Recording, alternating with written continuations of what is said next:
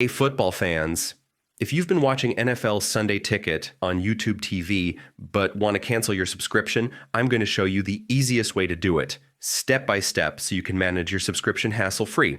First, open a web browser and go to tv.youtube.com, then sign in with your Google account linked to your YouTube TV subscription. Click your profile icon in the top right corner and select Settings. Next, go to Memberships. Find NFL Sunday Ticket, click Manage, and select Cancel. Confirm your cancellation, and you're done. If you have a season pass, your subscription will auto-renew at full price before the next season.